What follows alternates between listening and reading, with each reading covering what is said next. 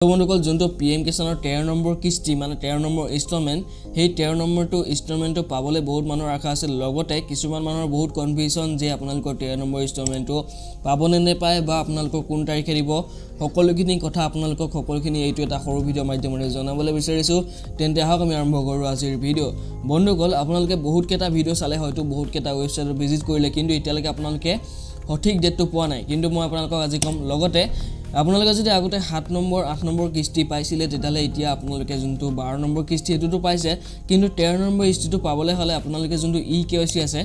ইকেৱাইচিটো click কৰিব ইকেৱাইচিটো click কৰাৰ লগে লগে আপোনালোকৰ যোনটো আধাৰ নম্বৰটো ইয়াত দি দিব আধাৰ নম্বৰটো দি দিয়াৰ পিছত আপোনালোকে ইয়াত সাৰ্চ কৰি দিব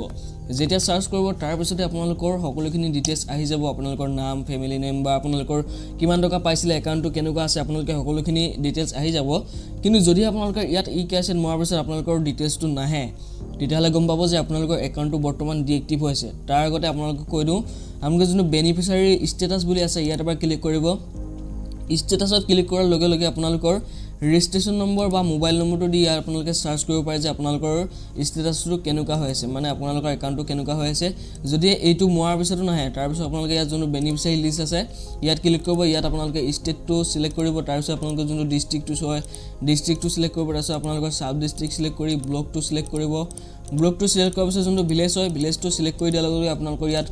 গেট ৰিপৰ্টত যেতিয়া ক্লিক কৰিব আপোনালোকৰ সকলোখিনি নাম আহি যাব এই লিষ্টত যদি নাম আছে তেতিয়ালে আপোনালোকৰ একাউণ্টটো আছে কিন্তু আপোনালোকৰ ডিএক্টিভ হৈ আছে যদি আপোনালোকে পইচা আগৰ কিস্তিবিলাক পোৱা নাই তেতিয়ালে একাউণ্টটো ডিএক্টিভ হৈ আছে তাৰ পিছত এতিয়া কি কৰিব লাগিব আপোনালোকে যদি ডিএক্টিভ হৈ আছে ডিএক্টিভ যদি হৈ আছে তেতিয়ালে আপোনালোকে ইয়াত ইকেৱাইচি কৰিব লাগিব কিন্তু ইকেৱাইচিটো আপোনালোকে যদি ডিএক্টিভ হৈ আছে অনলাইন কে কৰিব নোৱাৰিব আপোনালোকে যাব লাগিব এগ্ৰিকালচাৰ অফিচত আপোনালোকৰ ডিস্ট্ৰিক্টৰ এগ্ৰিকালচাৰ অফিচত গৈ পেলাই আপোনালোকে সকলোখিনি ডকুমেন্ট জমা দিব তাৰ পিছত আপোনালোকৰ যোনটো আহিবলগা কিস্তিবিলাক সেই কিস্তিবিলাক পাই যাব এটা কোন যদি আপোনালোকে নতুনকে ফাৰ্মাৰ মানে হয় মানে নতুনকে যদি আপোনালোকে এপ্লাই কৰিব বিচাৰে পিএম কিষাণৰ ফালৰ পৰা তেতিয়ালে আপোনালোকে যদি নিউ ফাৰ্মাৰ ৰেজিষ্ট্ৰেচন আছে ইয়াত আপোনালোকে ৰেজিষ্ট্ৰেচন কৰিব পাৰে যদি অনলাইনত নহয় আপোনালোকে অফলাইন কে কৰিব পাৰিব অফলাইন কে ক'ত কৰিব এগ্ৰিকালচাৰ অফিচত অফলাইন কে কৰিব পাৰিব আৰু এতিয়া মই আপোনালোকক কৈ আছো যোনটো 13 নম্বৰ কিস্তি